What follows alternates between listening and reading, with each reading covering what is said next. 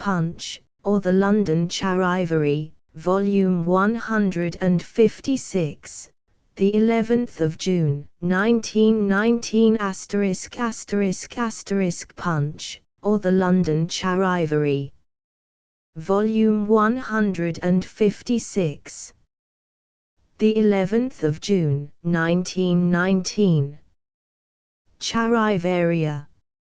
Every British working man has as much right as any Member of Parliament to be paid £400 a year, states a well-known Labour paper. We have never questioned this for a moment. Women, says a technical journal, are a source of grave danger to motorists in crowded city streets. It is feared in some quarters that they will have to be abolished. "Are you getting stout?" asks a Sunday contemporary. "Only very occasionally, we regret to say." The heat was so oppressive in London the other day that a taxi driver at Euston Station was seen to go up to a pedestrian and ask him if he could do with a ride. He was eventually pinned down by some colleagues and handed over to the care of his relatives. "I do not care a straw about Turkey," writes Mr. Lovat Fraser in the Daily Mail. "It is this daredevil spirit which has made us the nation we are. Superstition in regard to marriage is dying out," says a West End registrar. Nevertheless, the superstition that a man who gets married between the 1st of January and the 31st of December is asking for trouble is still widely held. Mr. Vanningen, a New York businessman, has just started to cross the Atlantic for the 160th time. It is not known whether the major ambition of his life is to leave New York or go back and have a last look at it. "There is no likelihood," says the food controller, "of cheese running out during the coming winter. A pan of drinking water left in the larder will always prevent its running out and biting someone during the dog days." Sympathetic readers will be glad to hear that the little sixpence which was found wandering in Piccadilly Circus has been given a good home by an Aberdeen gentleman. Aeroplane passengers are advised by one enterprising weekly not to throw bottles out of the machine. This is certainly good advice. The bottles are so apt to get broken. Germany, it is expected, will sign the peace treaty this once, but points out that we must not allow it to happen again. Of 2 burglars charged at Stratford, one told the bench that he intended to have nothing further to do with his colleague in future. It is said that he finds it impossible to work with him owing to his nasty, grasping ways. 67 fewer babies were born in one Surrey village last year than in previous years. It would be interesting to have their names. A grocer, according to a legal writer, is not compelled to take goods out of the window to oblige a customer. The suggestion that a grocer is expected to oblige anybody in any circumstances is certainly a novelty. Uxbridge, says the Evening News, has no bandstand. Nor have we, but we make no fuss about it. The Bolshevists in Russia, we are told, are busy sowing seeds of sedition. For some time it has been suspected that the Bolshevists were up to no good. Herbert Welsh, aged 67, has started to walk from New Jersey to New Hampshire, USA, a distance of 500 miles. In the absence of fuller details, we assume that Herbert must have lost his train. Postage stamps, says a weekly snippets paper, can be obtained at all post offices. This should prove a boon to those who have letters to write. It is thought if a certain well-known judge does not soon ask, "What is whiskey?" he will have to content himself with the past tense. What to do with a wasp is a headline in a contemporary. We have not read the article, but our own plan with wasps is to try to dodge them. We hear that complications may arise from an unfortunate mistake made at a jazz competition held in London last week. It appears that the prize was awarded to a lady suffering from hysteria who was not competing. A taxi driver in a suburb of London was married last week to a local telephone operator. Speculation is now rife as to which will be the first to break down and say thank you. The press reports the case of a young lady who received slight injuries from a slab of ceiling which fell on her head whilst she was asleep in bed, but was saved from further damage by the thickness of her hair. This should act as a warning to those ladies who adopt the silly habit of removing their tresses on retiring for the night. Hospital orderly, taking particulars of new patient. Name, Sir. Patient, Sir Bruce Blazeway. Hospital orderly. Rank, patient, Lieutenant General. Hospital orderly. Battalion. To sign or not to sign.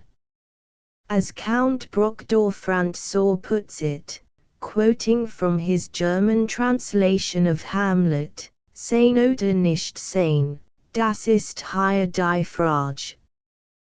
The recommendations of the Geram Committee came before a conference between a representative body of lower deck ratings and members of Parliament who sit for naval constituencies.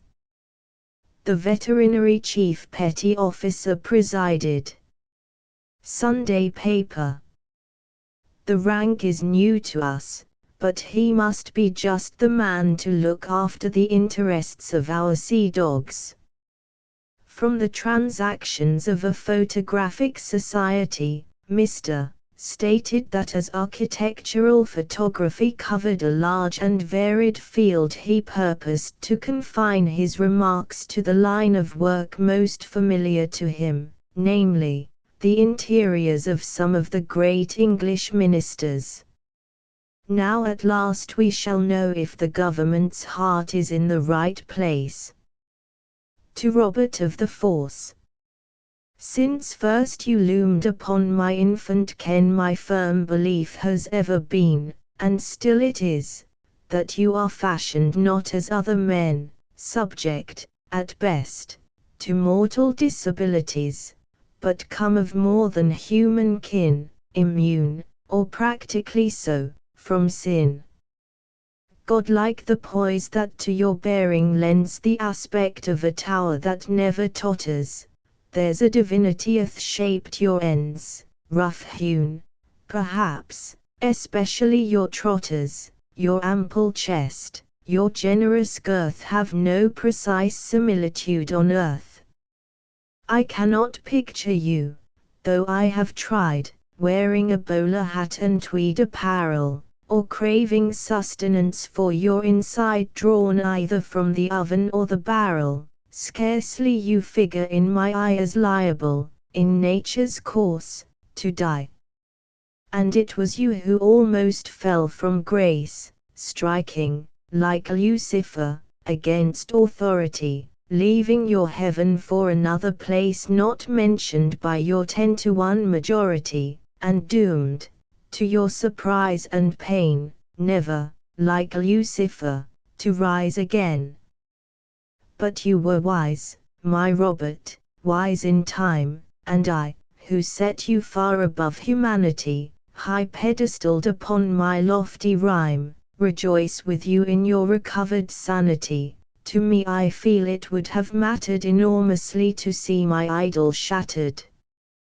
But where the Bolsh, who fain would lure your feet to conduct unbecoming in a copper, once you betrayed us, going off your beat, and now you've nearly come another cropper. If, tempted thrice, you break your trust, you'll have no halo left to readjust.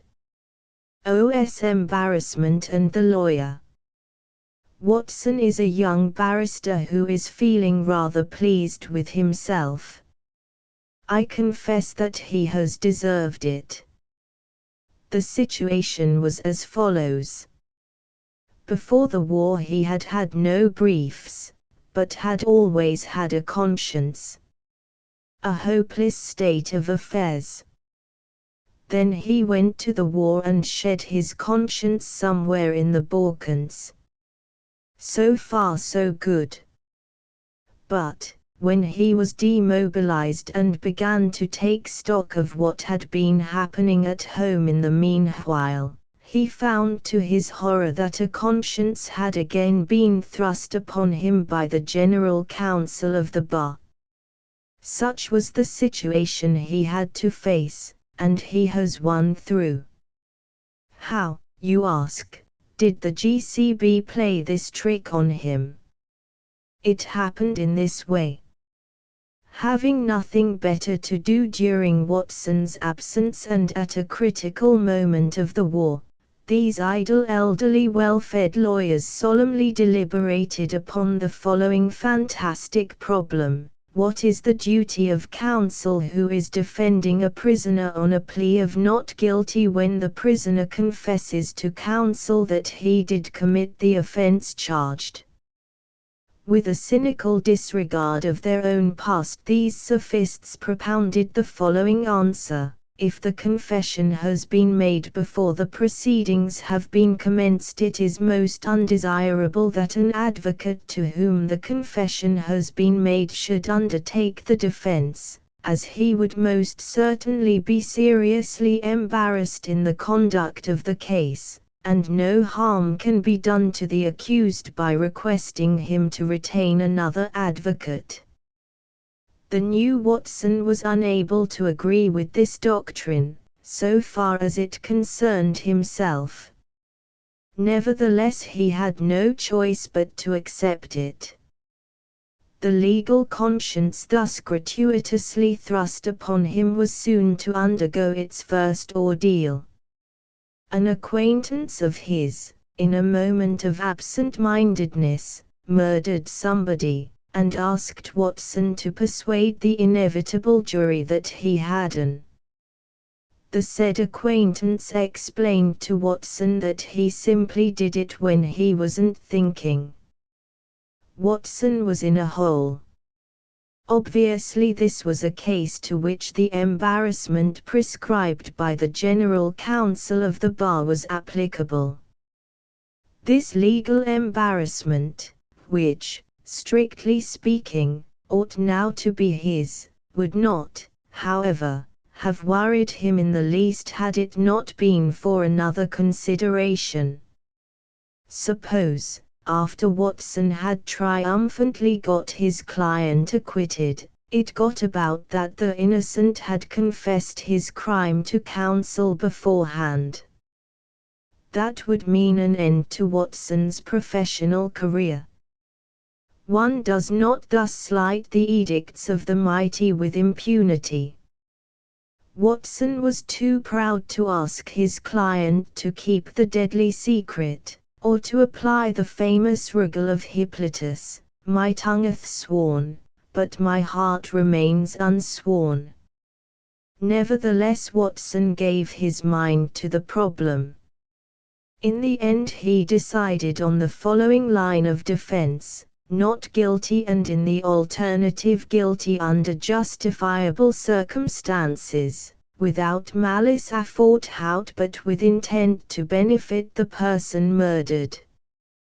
Happily the General Council of the Bar has not yet assigned any moral embarrassment to a counsel who pleads not guilty and in the alternative, guilty.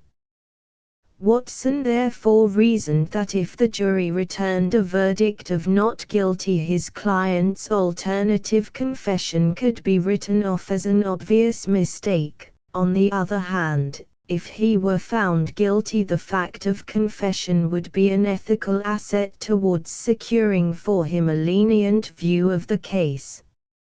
As I said, Watson behaved well. He proved to his own and the jury's satisfaction, 1. That his client did not commit the murder, 2. That alternatively he did commit the murder, but that he did so for the good of everybody concerned, and 3. That in either case he never meant to do it. In the event the prisoner was acquitted without a stain upon his character or upon his advocates. Watson is now well established as the last hope of abandoned causes. He is a specialist in defense, and criminals of every shade throng to him. When a new one swims into his ken, Watson meets him on the threshold and says, "Don't speak a word. Read this," and he puts into his hand a printed slip. The slip reads, "Conditions of advocacy. 1. If you put your case into my hands, it ceases at once and from that moment to be any concern of your own. You are not entitled, for instance, to express any opinion as to whether you committed the alleged crime or not. That is my affair exclusively. 2. If however there is anything which lies so heavily on your conscience that it must out sooner or later, let it be later. I am open to receive confessions at any time after proceedings have begun. If you accept these conditions, good; if not, go." Watson says they always accept them, so he never worries about the General Council of the Bar. The new issue. Oil Genie, gushingly, to coal owner and Mr. Smiley. Can I do anything to allay the troubled waters?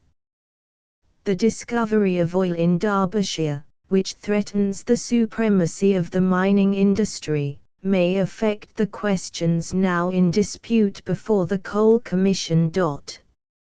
Harassed mother, having distributed half of her offspring on laps of passengers.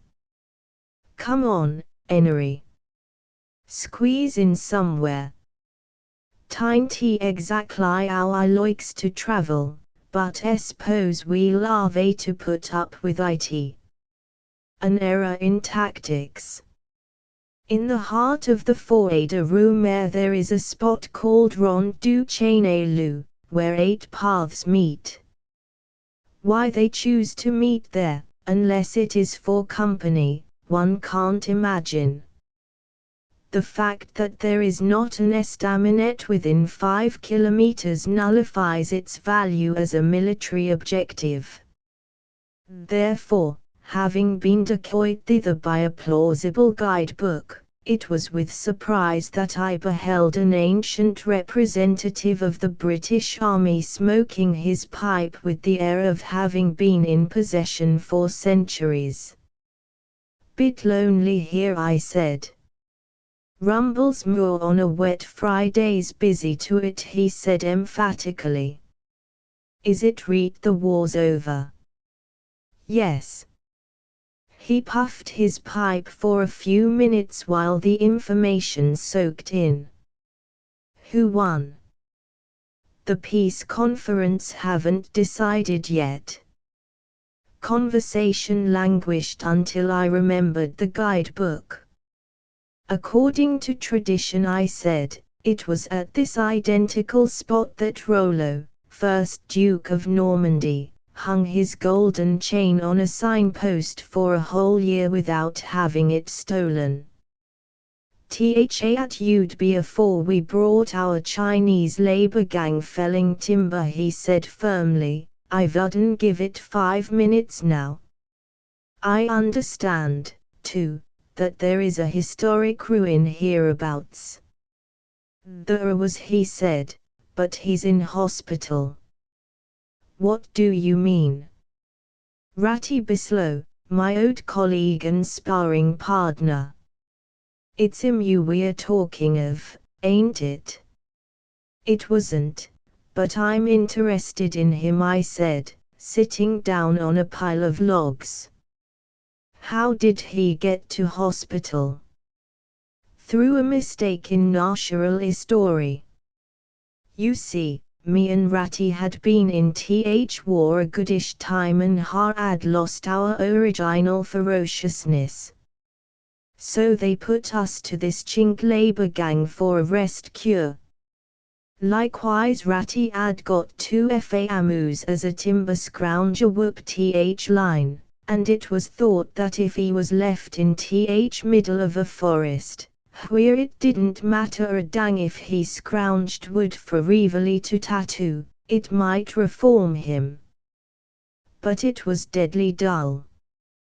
We tried a sweepstake one as could recognize most chinks at sight, and a raffle for who could guess how many trees in a circle, but there wasn't much spice in it.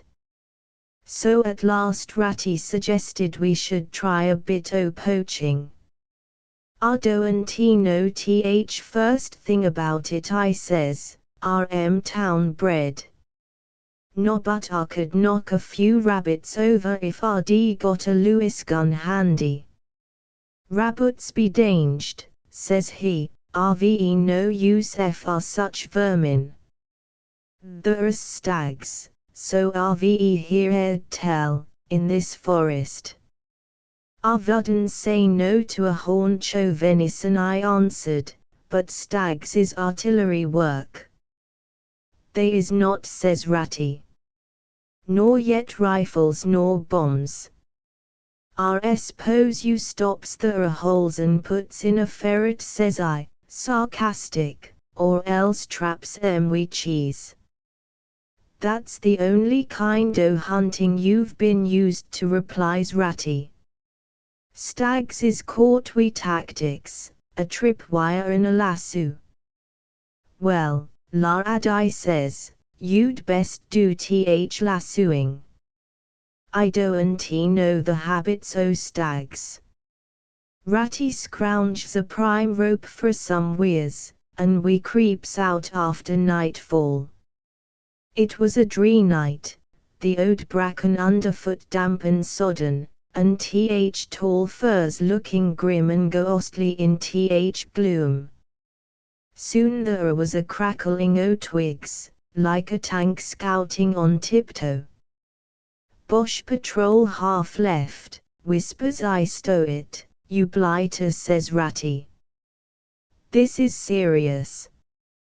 Can't you see stag?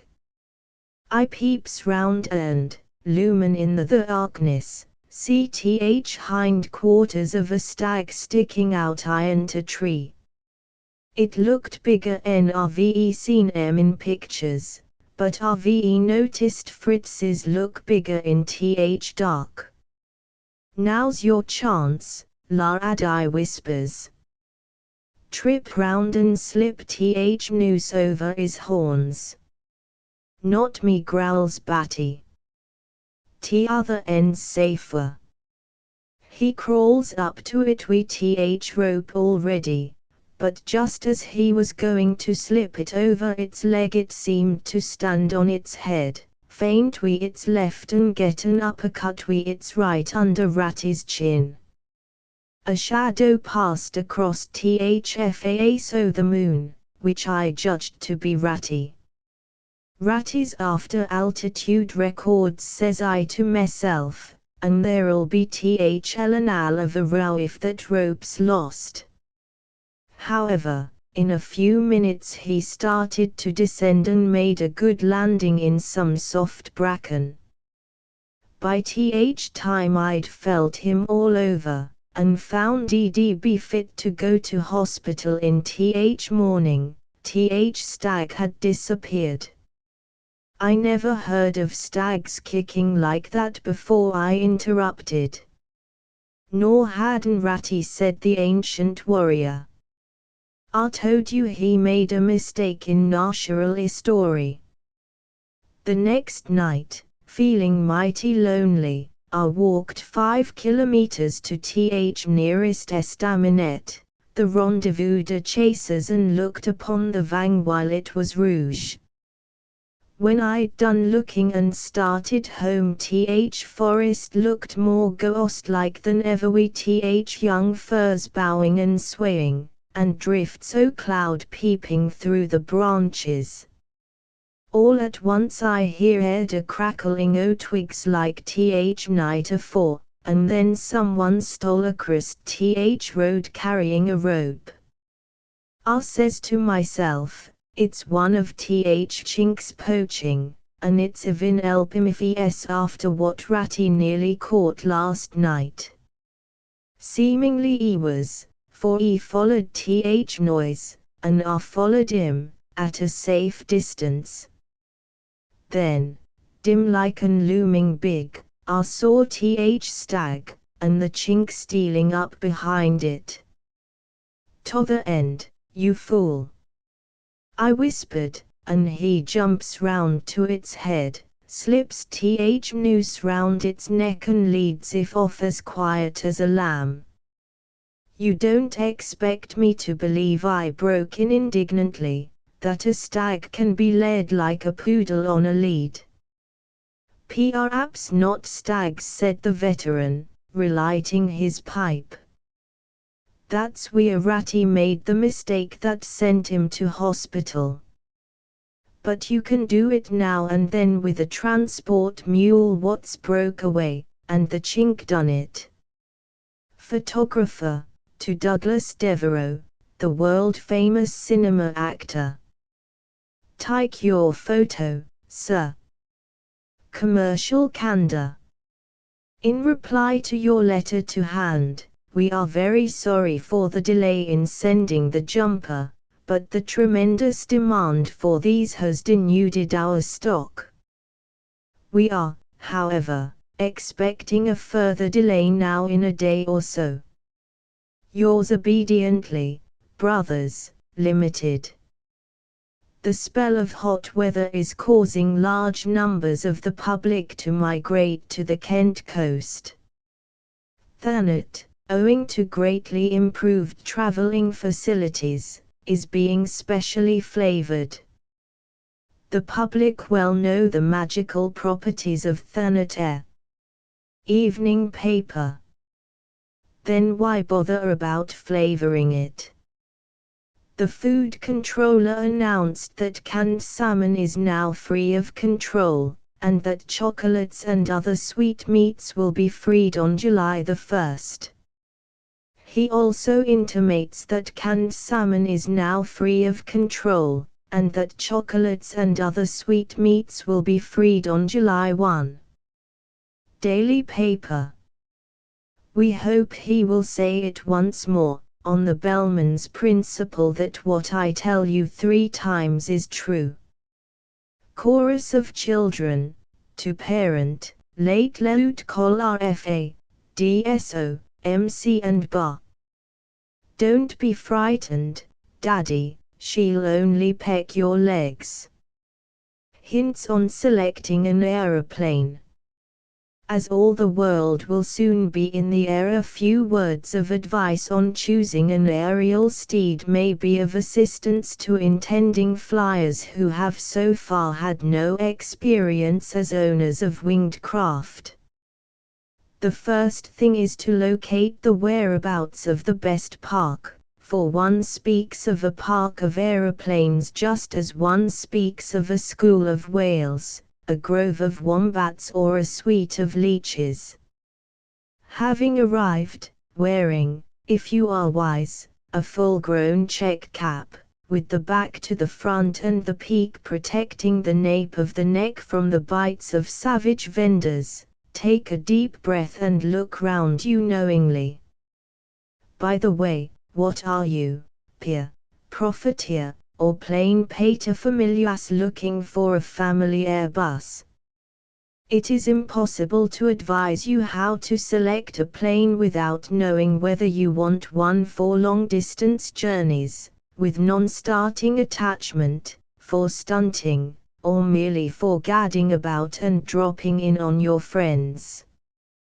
There is a sad story afloat of a man who bought an Airbus the other day for world touring and only discovered the insufficiency of cupboards and the want of a bathroom after starting on his maiden trip to Patagonia, where the nuts drop off. Let us suppose that you are one of the majority of heavier-than-air persons who will shortly be wanting a good steady machine to rise to any ordinary occasion. Well, then, look round you carefully. Observe the demeanor of the machines that are trotted out, if such a term may be used, for your inspection. The flick of a tail, the purr of an engine or the slope of a wing may give the observant a clue as to the disposition of an aerial Pegasus. But however reassuring a preliminary canter may be, to borrow another horsey simile, insist on a thorough personal inspection of all parts of the machine.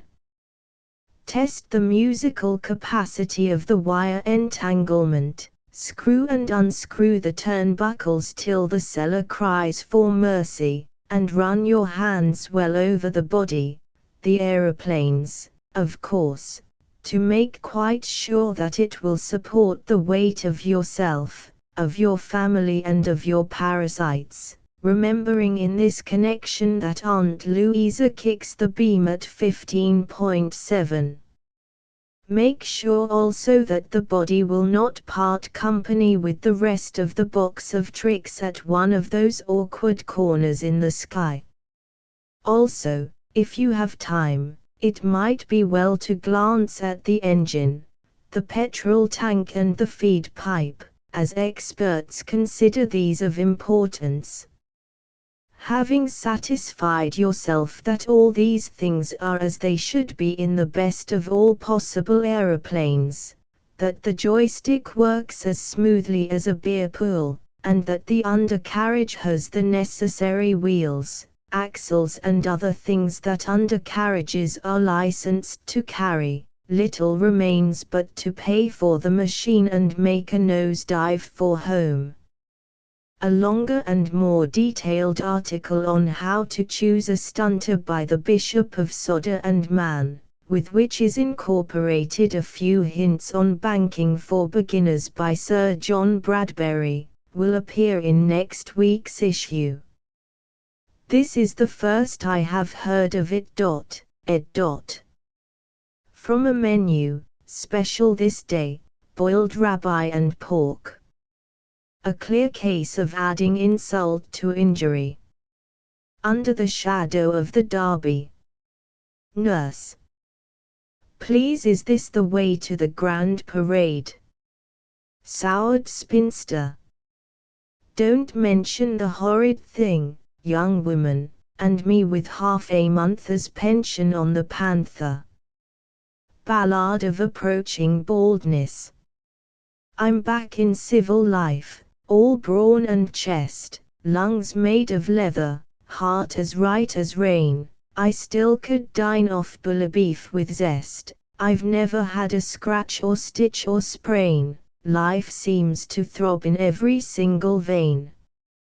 Yet I'm a white sepulchre. In brief, I've one foot in the grave. I'm on the wane. I'm heading for the sere and yellow leaf. From Mons to Jericho I've borne my crest, and back from Jericho to Mons again. I've sampled smells in Arabe the blessed would burst a boiler or corrode a drain. The blank shears have a port that raises Cain. I've messed with them and never come to grief. and yet I'm dashing like a non-stop train full steam into the sere and yellow leaf. It caught me hard this morning when I addressed and read the mirror's verdict. Ah, the pain is gnawing like a canker at my breast, is beating like a hammer in my brain, I must speak out or break beneath the strain. I'm going bald on top. O cruel reef where youthful hopes lie wrecked! O dismal lane whose end is but the sere and yellow leaf! Envoy. Prince, Mr. Punch. On Armageddon's plain my lovelocks fell a prey to time, the thief. Regrets are useless, unguents are in vain, only remains the sere and yellow leaf. The commercial touch. Presiding at the concert given in connection with the Art Club's annual exhibition of oil and watercolors, Mr. congratulated the club on the quality of its paintings, which, he thought, were remarkably cheap when cognizance was taken of the present high prices of materials. Provincial paper. This critic has, as the art jargon puts it, a nice feeling for values. How I differ from my mother. By a modern woman. Women differ by the width of heaven from what their mothers were. Mr. Justice Darling. I do not smoke and I do not wear bareback dresses, but I agree with Mr. Justice Darling, there is the width of heaven between my mother and I. Evening News. Let's hope so, in the matter of grammar. Humor's labor lost. Loc Term Acti, N.B. the 29th of May, 1919. Dear Mr. Punch, my father and I have fallen out over the question of your literary judgment and sense of humor. If I weren't a filial daughter I'd say that he's a, but I am, so I won't call him names. The fact is that, before he became a professional padre, he didn't know that such things as senses of humor existed. All that mattered in his life were Latin and Greek and Hebrew and the other pursuits of the classical scholar. However, during his wanderings with the army he has somehow managed to acquire what he calls an appreciation of the laughable. And that is the cause of our divided house. This morning at breakfast, while he was reading out the account of the proceedings of the General Assemblies, he came upon the interesting statement, volunteered by an eminent Edinburgh divine, that all the ministers of the Kirk have lost a stone in weight during the war, and that this works out at a loss of 5 tons of ministerial flesh to the United Free Church of Scotland. Then, after he had tested the accuracy of the statistics, which he found quite incorrect, and I had meditated upon the bulk of matter encircled by the parental Sam Brown, we were both seized with an idea, and said Punch, at the same instant. It took us some time to get rid of the accumulation of marmalade, margarine and bacon fat which we amassed in our attempts to link fingers across the table, but about 10.30 or so we got settled down to work on your behalf. Until lunchtime we were fully occupied in giving each other ideas and then explaining why they wouldn't work. After lunch the padre retired to his study to work out, he said, a satire, after Aristophanes, which would afford him an opportunity of introducing the Archbishop of Canterbury's speech, and making some whimsical allusions to the legend of the strayed lamb come back to tell his lean Scotch brethren of the green meadows and luscious feeding to be had across the borders. my own ambitions were slighter. I would do a conversation perhaps between the shades of Johnson and his Bozzy, or a limerick, or even just an original witty remark, or, failing all of these, I would select an apt quotation. About tea time I retired to the garden with a notebook, a pencil and a book of quotations.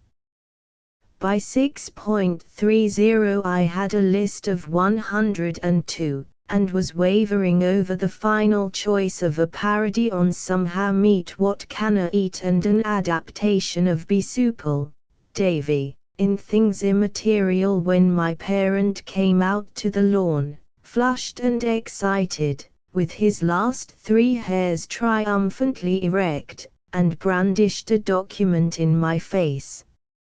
It was an ode, Mr. Punch, an ode 5, foolscap, pages long, written in Greek.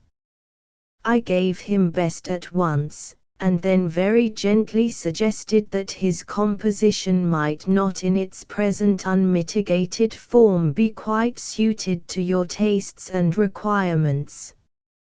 I shall spare you the details of the ensuing controversy, but I want you to know that I have spared you much else, and in so doing have forfeited not only my father's affection but a projected advance on my next quarter but 3's dress allowance. I hope you need no further proof of my devotion. Yours, etc., a daughter of the manse. P.S. I was forgetting to say that you will find the bit about the ministers near the bottom of the 3rd column of the 10th page of Thursday's Scotsman. Perhaps you can think of a funny treatment yourself. Songs of Simla. 3. The Furrier. Akbar the Furrier squats on the floor sucking an eastern pipe, thumbing the larks that he's made of yore, larks which creep to the long-dreamed craw in a ledger of western type. And all around him the wild beasts sway, cured of their mortal ills, flying squirrels from Sikkim way, silver foxes that used to play up on the Kashmir hills. On the shelf of a cupboard a polecat lies laughing between his paws, and there's more than a hint of amused surprise in the gape of the lynx, in the marten's eyes, in the poise of the grey wolf's claws. And, should you enter old Akbar's lair and hear what he wants for his skins, you will know why the little red squirrels stare, why the Bengal tiger gasps for air and the gaunt snow leopard grins. JMS. The telephone girl's motto, nulla linea sine die, number engaged, ring again and again, please. Alas! Poor Panther. I went to the Derby fully intending to back the favourite, the Panther. But the cross currents immediately set in, as they always do. I began by making the mistake of reading the forecasts of all the experts, the gallant captains and majors, the men on the course, the men on the heath, the men on the spot, all of whom, although they mostly favoured the Panther, had serious views as to dangerous rivals, supported by what looked like uncontrovertible arguments. I also had an early evening paper with a summary of forecasts, none of which, as it was to turn out, mentioned the winner at all. I was even so foolish as to glance at some of the advertisements of the wizards who are so ready to put the benefit of their knowledge at the service of the public and make fortunes for others rather, apparently, than for themselves, all of whom hinted at some mysterious long-priced outsider whose miraculous qualities of speed were a secret. But of course I was too late to profit by these, they merely unsettled me. Not content with this, I was forced to overhear the conversation of others in our compartment, each of whom fancied a separate animal, arguing with reasons that could not be gainsaid. In this way I learned that the panther would win in a canter and would be badly beaten, that he was a stranger to the Epsom course, that he was ready for anything, that he liked soft going, that he was no good except when he could hear his hoofs rattle, that his jockey was not strong enough, that his jockey was ideal, that he was sounder than any horse had ever been, and that trouble was brewing. All this naturally left me shaken as to my first decision. Was I wise, I asked myself, to trust all my eggs, forgive, Sir Alec Black, the poorness of this metaphor, to one doubtful basket? Having admitted an element of doubt, I was the prey of every suspicion and began to consider the other candidates. All alone headed the list. I liked the name, because it suggested the corollary, the rest nowhere. Also it belonged to a lady, to the only lady owner, in fact, and lady owners were said, by a man with a red beard opposite me who smoked cigarettes so short that I was certain it was made of dyed asbestos, to be in luck this season. Always follow the luck, he added. But then, on the other hand, what could be more lucky than Colonel Buchan, author of Mr. Standfast and an excellent history of the war, into whose lap so many good things fall? Why not back a horse named after him? Besides, was not Buchan third favorite? I was making a note of Buchan's claims, when a man with a thermos flask lashed to his side began to praise Dominion. Dominion, it seems, was third in the 2,000 guineas, only just behind Buchan, who was just behind the Panther. Many people thought the Panther unduly lucky that day. A very different course, too, at Newmarket from that at Epsom. Obviously Dominion must be remembered. Moreover, he was being greatly fancied and some of the best judges looked to him to win the blue riband for Lord Glenley. The fact that Lord Glenley drew his own horse in the Baltic sweep was not to be sneezed at either, said someone. That's an omen if there ever was one. And it knocked out Lord Glenley's other horse, Grand Parade. Well, here's a tip, cried a man with a frock coat and a straw hat. Blessed if I've got a single coin left. Nothing but paper money. That's good enough for me. I shall back paper money. The carriage agreed that that was his duty. Of course you must, they said. When everyone disagrees in the way that the experts do, you might as well take a tip like that as anything. Paper money had therefore to be added also to my list of possibles. Besides, said another man, Donahue rides him, our leading jockey, you know. I had forgotten to look at the jockeys' names. How absurd. Of course one must back Donahue. But just then, give me Wally, said the man with the asbestos beard, and, as Wally was riding Bay of Naples, I had to consider him too. Naples was a jolly place and I had had a lot of fun there. Hadn't I better make that my tip? But, on the other hand, what about Tangiers? I had had fun there too, and more than one fellow passenger had darkly hinted that this was a much better animal than public form proclaimed. Looking for particulars, I found that he once ran Gallop a Light to a head, which had a promising sound. He was trained at Lambourne too, and I like Lambourne.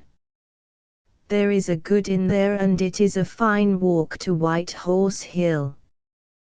Well, said another man, who had been borrowing matches from his neighbour ever since Victoria, I always had a feeling for a Marcoville colt. Marcoville is a good sire. I've had some very special information about Milton, the Marcoville colt, today. Milton, one of my favorite poets, and also one of Mr. Asquith's, as he said in that lecture last week. Yes, but is Mr. Asquith exactly lucky just now? Perhaps not. And did not Milton write Paradise Lost? True. But, on the other hand, he wrote Paradise Regained. You see how difficult tip hunting can be. And so it went on, and I emerged from the Epsom Downs station in a maze of indecision, in which one fact and one only shone with crystal clearness, and that was that whatever won the race the Panther had no better chance, even though it had been made favourite, than any other. Besides, as one of the two men who sat on my knees had said, what's a favourite anyway? Very often a horse is made a favorite by the bookies, in conjunction with the press, just so as everyone will back it. No favorites for me. Give me a likely outsider at good odds. Look what you have to put on the Panther to win anything. In the result I backed, well, I am not going to tell you, but they also ran. The moral of this story, if it has one, is either don't bet at all, or, if you do bet, draw the horse from a hat at random, and, having drawn it, stick to it. No one, as the failure of the Panther proves, can possibly know more than you. Daphne. I mustn't have any cake till I don't ask for it, must I? Wife. How about Sea Avon for the holidays? I hear it's very picturesque. Profiteer. Not our class, my dear. Too quiet, sort o' place the nouveau pauvre go to. Technical terms. When Ernest asked me to take a run in his car, I took advantage of the invitation because there are times when I think that life is less joyful without a car and that one day I shall slip out and buy one. I should love to grip the wheel and sweep the countryside and listen to the soft purr of the engine. So we started sweeping the countryside, Ernest and I. But we had not swept very much of it before the soft purr developed a kind of cough and the car stopped. Ernest coaxed and petted her. He tried kindness, while I helped him with sarcasm. He tried hauteur and then a little bad temper. Eventually he decided to send for the local motor engineer, and it was when this gentleman arrived with his mate that I decided that motoring was not for me and that I should have to fall back on fretwork or tame mice for my recreation. Here, Bill said overalls in chief, just hold up the ding-dong. His mate did as instructed and up went the ding-dong. Now hand me the doodle, he went on. And while I tune up the old jig you get the pipita pip and clean it out. Now get the tick and just give me a tap here with the uja, while I give the thingammy tight a couple for his knob. See that, he shouted at me. Would you believe it? Easy as winking. See, it was like this. The what's a name here, as kept the tiddly-tum in place, was sort of riding on the squeak box, so as the tiddly-pom and the other jigger sort of gave the half-seas over to the thingamabob and missed the rum-tum. Simple, ain't it, governor? Yes, I answered, quite simple. But I have decided to give up all idea of buying a car. I should never learn the language. Little grey water. Little grey water, my heart is with you in the loop of the hills where the lone heron feeds, where your cloak is a cloud with a lining of blue, and your lover a wind riding over the reeds. Little grey water, I know that you know what the teal and the black duck are dreaming at noon, and the way of the wistful wild geese as they go through the haze of the hills to keep tryst with the moon. Little grey water, folk say, and they say that the homing hill shepherd, benighted, has heard a song in the reeds, twixt the dawn and the day, that was never the song of a breeze or a bird. But I know you so silent and still, and so proud of your trust that you'll never betray what the fairies that gather from Grundiston Hill tell the stars before morning to witch them away. WHO Faith restored. Mr. Punch. Stands Robert where he did. Good. I was afraid for a moment that my idol had feet of clay. Essence of Parliament. Monday, June 2 ND. The Lords seldom sit dilune, and were perhaps feeling what humbler folk call rather Mondayish at being summoned from their weekend pleasaunces to put the local government, Ireland, bill through its final stages. Anyhow, they developed some 11th-hour criticisms. The sad case of the Belfast Water Commissioners attracted Lord Stewart of Wortley. There are 15 of them, one each for the existing wards. But under the bill Belfast is to be divided into 10 wards, and 15 into 10 won't go, even in Ireland. Lord Peel considered that while Lord Stewart's arithmetic was impeccable, his fears were exaggerated. If Belfast drinks its whisky neat, it will not be for want of water commissioners. In the Commons, members were disappointed to learn from Sir Auckland Geddes that he had no idea of the time when railway fares would be reduced to the amount printed on the tickets. Nor were they much consoled by his promise to consider the suggestion that as the fare cannot be brought down to the ticket shall be brought up to the fare.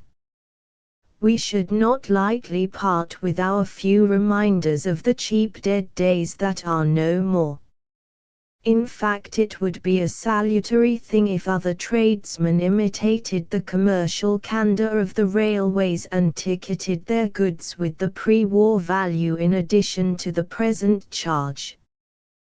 There is a juvenile impulsiveness about Sir Henry Craik which reminds one of the boy who wouldn't grow up and may account for his keen interest in Kensington Gardens. Dissatisfied with an assurance of the first Commissioner of Works that he was doing his best to get the War Office to clear away their hutments, he burst out, could he not attempt to use some disciplinary action against the obstinacy, the stupidity, the slackness, the carelessness of those who are responsible? Swept away by this spate of sibilants, Sir Alfred Mand essayed no further answer. Another visit, and in broad daylight. Mr. Austen Chamberlain. After less than an hour's debate, the House gave the Chancellor of the Exchequer power to borrow a trifle of 250 millions, to square this year's account, plus an undefined sum to enable him to fund the floating debt, now amounting to close on 2,000 millions. Even Sir Frederick Banbury had no serious objection to raise, his chief anxiety being that everyone, and not merely the plutocratic holders of Treasury bills, should be permitted to subscribe to the new loan. Mr. Chamberlain assured him that it was a case of let 'em all come. Tuesday, June 3 wrote. According to the view of Major Wood and his friends, the Mother of Parliaments is played out. The grand committees which were to have restored her vigour have left her more enfeebled than ever, and unless she devolves a large part of her duties upon subordinate assemblies, her end is near. But I noticed that, although Ireland was expressly excepted from their resolution, most of them talked of little else, and I fancy that but for Dublin we should not have heard much of devolution.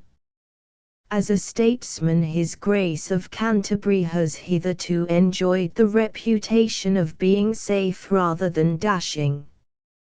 But that is evidently a mistake, for in introducing the bill which is to enable the Church to free itself from some of the trammels imposed upon it by the state, he begged his hearers not to be afraid of brave adventurous legislation.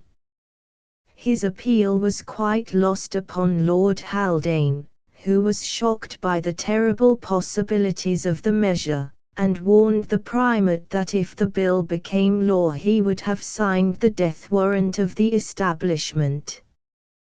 Coming from a Presbyterian who helped to disestablish the Church in Wales, this showed the heights of altruism to which a real philosopher may rise. The Mother of Parliaments. Am I really suffering from senile decay? Colonel Wedgwood was shocked to learn that in the occupied territories Germans had to take off their hats when addressing British officers.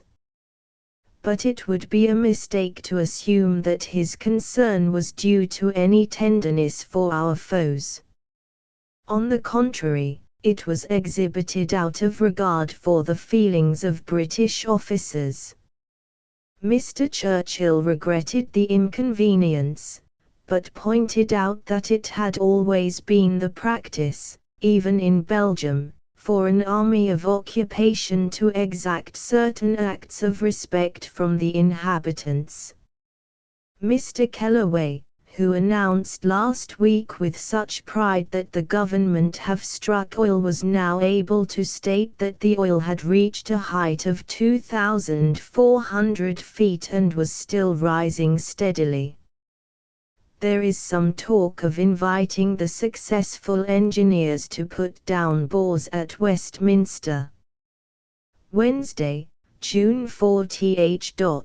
Complaint was made recently that under the new rules of procedure members were expected to be in 3 places at once.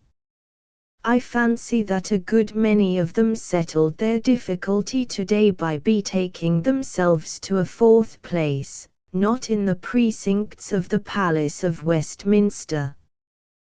There was anything but a grand parade on the green benches, and the faithful few who were present put a good many questions on behalf of my honourable friend.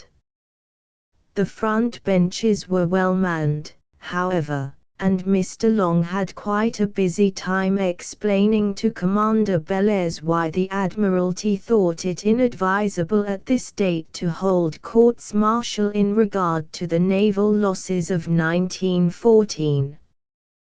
The House was more interested to hear that the peace celebrations will include a naval procession through London, and that there will be a display in the Thames of warships of various classes, including, possibly, some of those captured from the enemy. A feature of the afternoon was Mr. Mackeson's brief comments upon ministerial replies. Divorced from their setting, such remarks as fish is very dear. Apropos of Admiralty parsimony in compensating the owners of drifters, or by thought reading. When the best method of ascertaining native opinion on the future of Rhodesia was in question, may not sound particularly funny, but, when delivered in a voice of peculiar penetration and Scotchiness at precisely the right moments, they were sufficient to convulse the benches. Mr. Mackeson must be careful or he will soon be a spoiled darling. Waiter, at public dinner, to very hot and red-faced diner. I'm going now, sir. Anything more I can get you? Brandy or port? No, sir. Shall I get you a cool chair, sir? Cigar smokers will be interested very much in the likelihood of that luxury being soon dearer than ever. It will most likely develop into a habit of getting the very last whiff out of every cigar. Provincial paper. The printer would seem to be practicing already. How to hear music. With humble acknowledgments to the critic of the Times.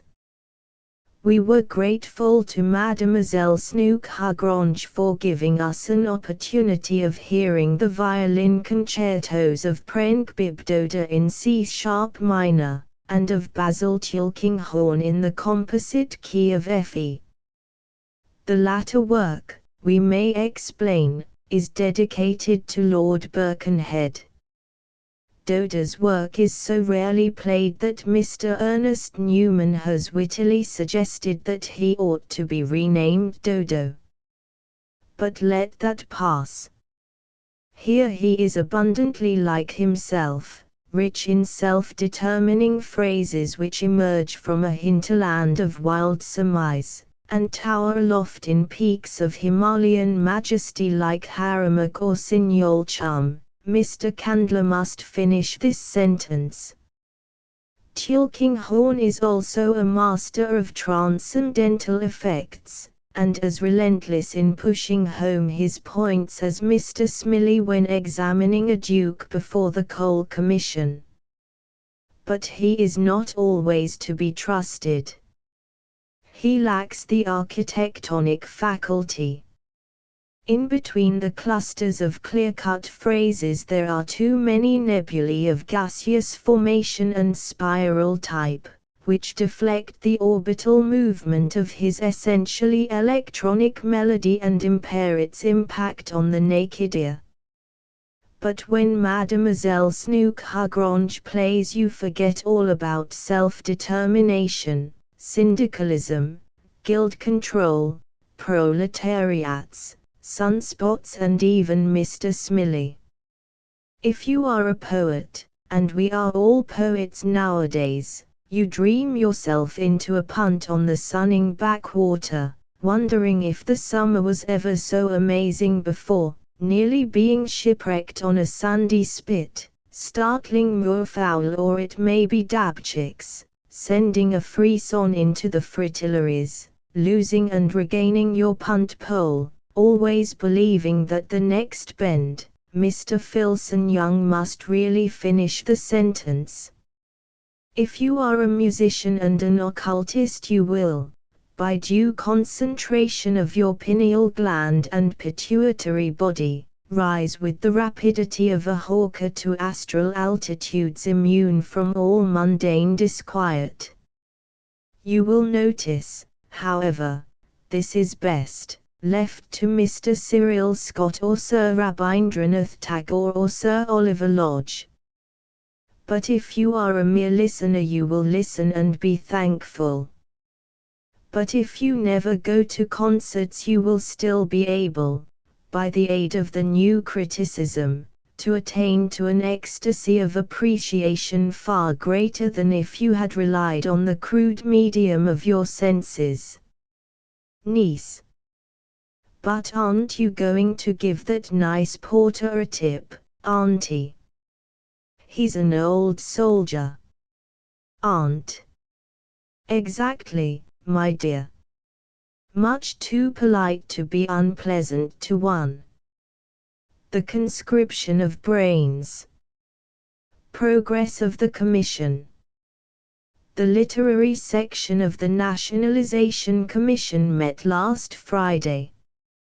Before evidence was taken, the chairman, Mr. Robert Williams, said that as their report must be delivered in less than a week, the Commission had decided not to summon Lord Morley, Lord Rosebery or Mr. Thomas Hardy, but hoped in the few days still available, to hear the evidence of Sir Thomas Hall Caine, Lady Warwick, Mrs. Berkeley, Mr. Splackman and Mr. Smillie.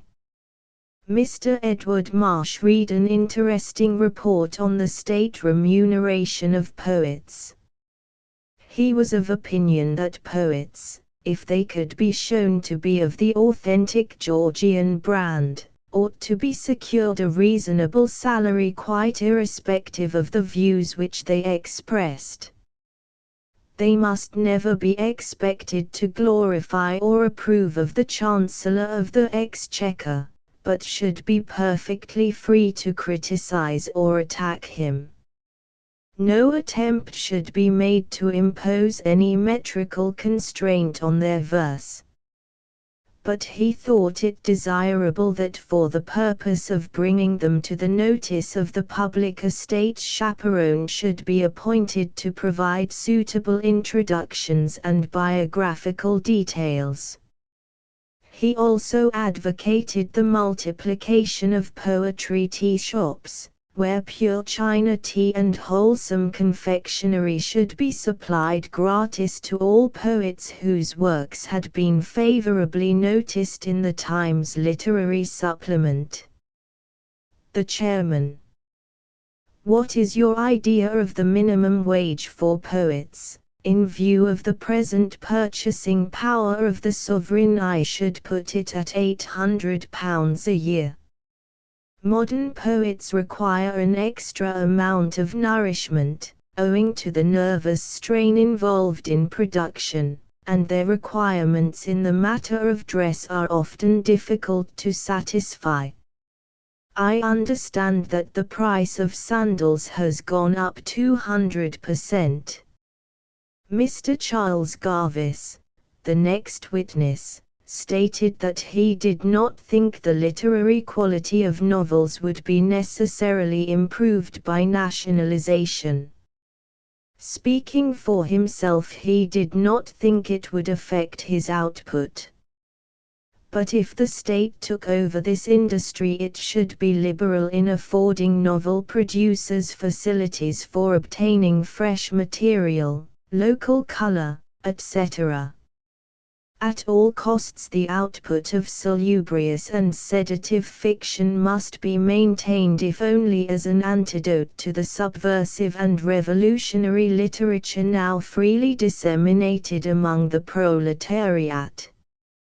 Colonel Wedgwood: How do you expect a workman earning only £3 a week to afford 7 shillings for every novel that he buys? Personally, I should like to see the cost reduced, but I understand that if the price of novels were fixed at 1 shilling, it would involve the state in an expenditure of £10 million annually, even with the present reduced output of novels, which has fallen during the war to little over 20 million tons. Mr. Harold Beebe declared himself a wholehearted supporter of nationalization. There was something extraordinarily uplifting in the notion of consecrating one's talents to the state. Publishers were too often callous individualists. Here one would be working for humanity. If his interview with the Kaiser had been issued under state sanction, he believed that the peace would have been signed months sooner. Official candor. Telegraphic notice. Public is hereby informed that delays to and from offices in Punjab are normal. Indian paper. Same here. Our veterans. London Rifle Brigade, 40 strong, of the 1st Battalion, which went out in 1814, arrived in London from France at midday yesterday. Daily paper. A royal interview. Someone to see you, miss. Thus Mary at about 9 o'clock on an April evening at the door of my tiny sitting room. There was a strange little quiver in her voice. Mary is so extremely well trained, and so accustomed, moreover, to queer visitors at the flat, that I looked up in surprise. Yes, I said. Is it a lady? Mary did not reply immediately, she seemed half dazed. Is it a lady? I repeated a little sharply. My usually imperturbable parlourmaid appeared to have taken leave of her senses. She said she was a queen, miss, she gasped. At that moment the visitor, evidently grown tired of waiting, calmly floated in through the half-open door and settled down gracefully in the center of a large gold cushion lying on the end of the Chesterfield. Fortunately I grasped the situation at once.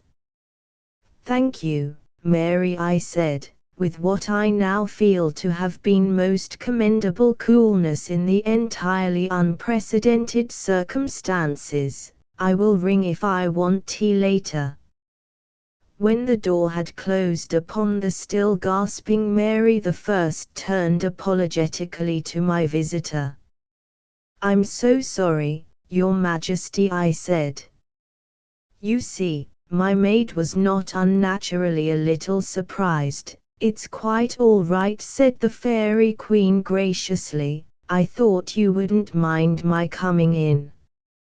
Of course not, I said, I am only too delighted. Won't you come nearer the fire? She looked down at the cushion on which she was sitting, then she looked up at me and smiled. I don't like to leave it, she said, it's so pretty. And she stroked the soft gold stuff with her tiny hand. Yes, I said, and your lovely frock goes with it so beautifully. But how would this be? I stooped, gently lifted the cushion with its delicate burden and put it down on the floor in front of the fire. There, how is that? That's delightful, said the Fairy Queen.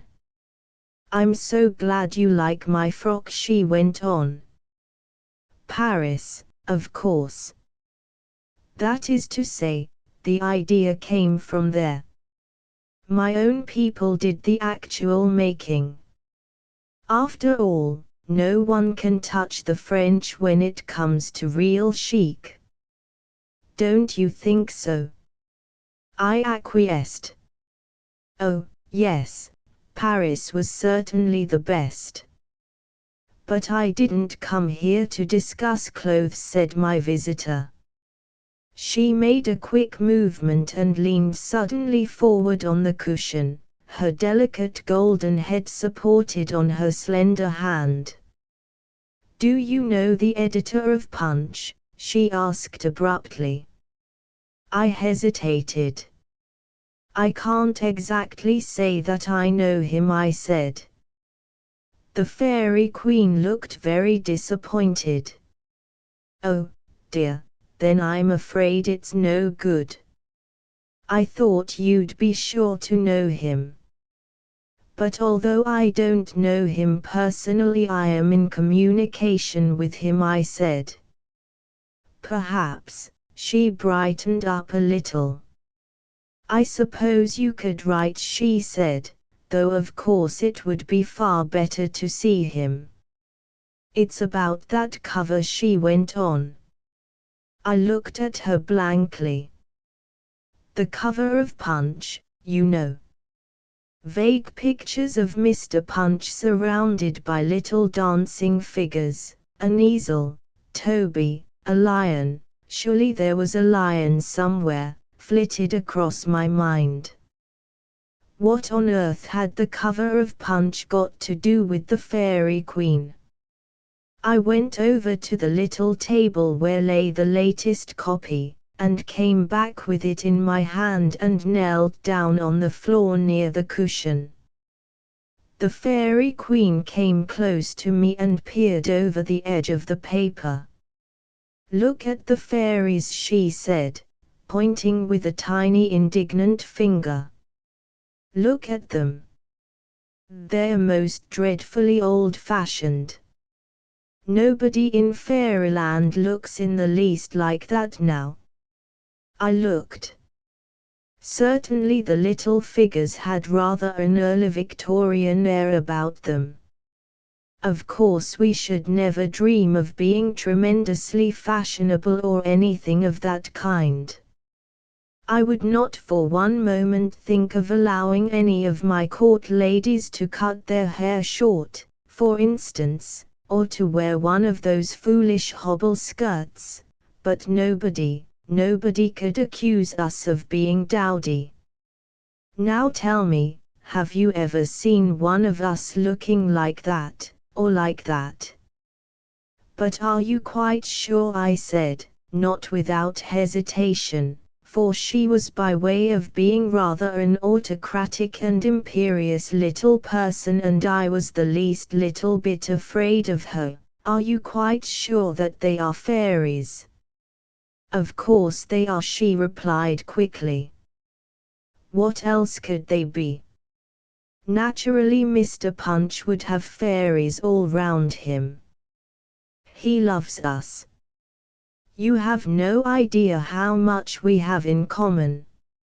I didn't reply at once. I was engaged in staring at the familiar design. They haven't any wings, I said, still rather doubtfully, except this one at the bottom. But the Fairy Queen was very decided indeed.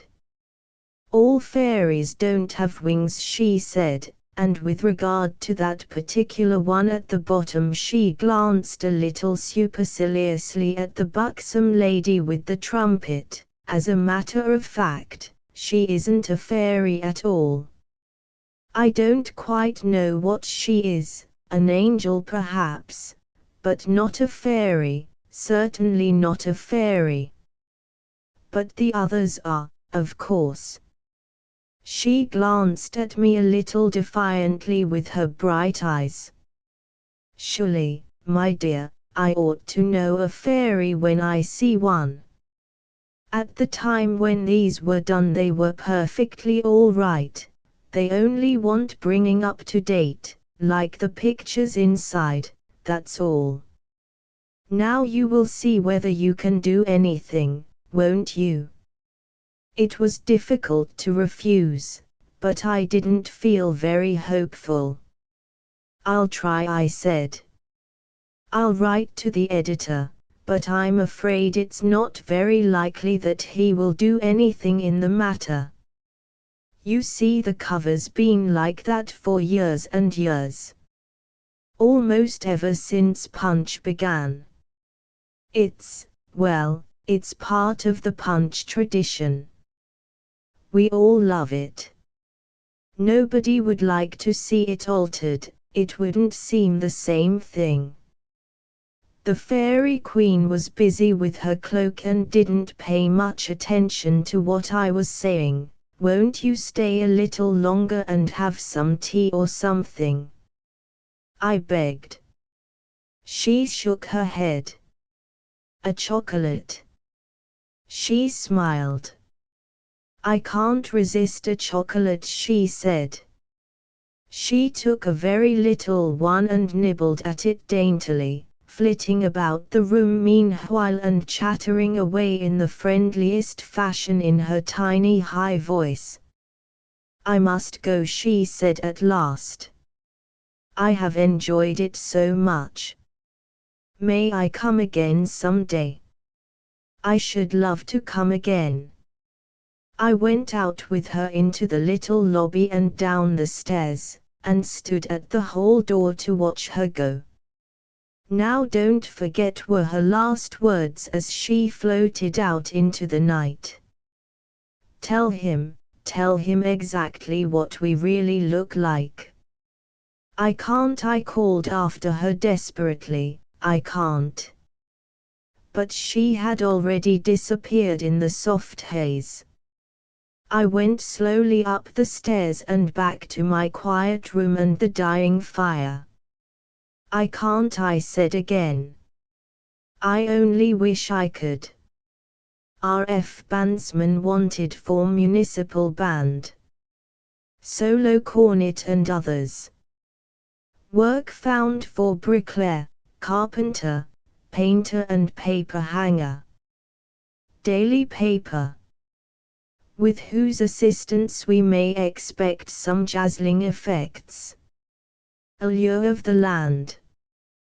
Once upon a time there was a man who bought a farm, because an open-air life appealed to him, and because it made one one's own master, because, moreover, he was fond of animals, and also because any amount of expert opinion was always available in cases of doubt, because, again, the element of uncertainty gave such a charm to it, and, further, because certain sections were bound to be profitable, in addition because up-to-date appliances made everything so easy, because, in particular, it took one back to nature, and helped one to an understanding of natural laws, and, lastly, because, after all, one could always get rid of the beastly thing.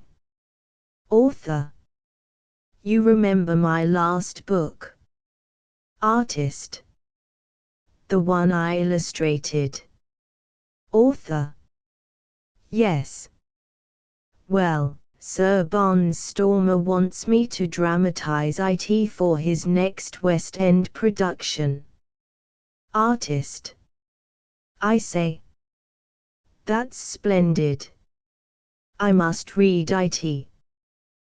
The Murmansk Mosquito. My particular interest having been aroused by descriptions recently published in the English press of the Murmansk mosquito, I made a point, on my arrival in North Russia with the relief force, of collecting further data from officers whose experience entitles them to speak with authority upon the habits of the local fauna.